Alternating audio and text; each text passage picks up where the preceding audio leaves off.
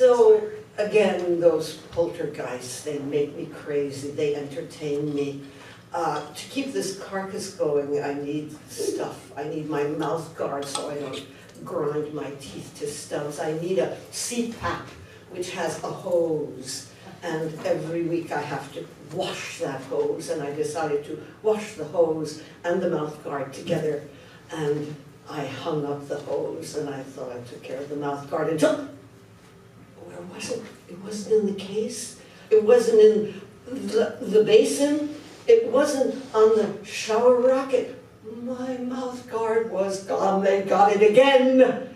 And so what I did was I did that grope in my memory and on surfaces, back and forth and up and down. And then finally I said, you know, it was here, I got here. I dropped down on my belly and I looked under the bed. They had deposited it right in the middle of the mattress where I could not reach it with my own arm. I had to get a broom and sweep it out. Oh, poltergeists, I know they live because I am old and cannot remember things. They keep me awake and they drive me crazy. There was a giant named Odom, and he was very mean. I mean, his daily routine was going out and stomping on anything smaller than he was, and everything was smaller than he was, and he was so mean. And all the little animals were terrified, and they didn't know what to do, and they would talk and talk and have meeting after meeting. And finally, the Pinoy bird from the Philippines, this is where this story comes from, said, I have a plan, and I need some help. And he pointed out 4 peculiar compatriots to join him: a mosquito, a bedbug, a crab, and an eel. And they all fit in to a pumpkin, a coconut shell, which was their boat that took them down the river to the house of Odom. It was during the day, he wasn't there, that was part of the plan. And they crawled or flew or inched their way up that ladder. And when they got to the top, the Pinoy bird said, okay, bedbug, you know where to go. And mosquito, you perch on the back of that rocker. And eel, when the time is right, you stretch yourself over the threshold. And crab, you go in the sink. And the Pinoy bird kind of hid himself in the ashes of the fire.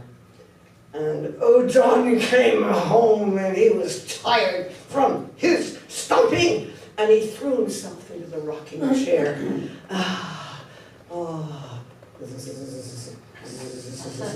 What is that? What is that?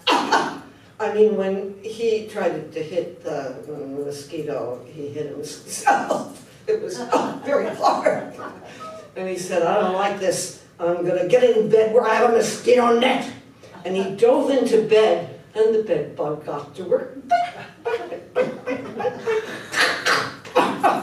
He kind of beat himself up, and he brought down the mosquito net around him, and he said, this house, something's wrong with this house. I have to find out what's wrong with this house. And he went over to the fireplace, hoping to find an ember so he could light the lantern to see what the trouble was. Peacock bird into Odom's eyes went those ashes. He went over to the wash basin.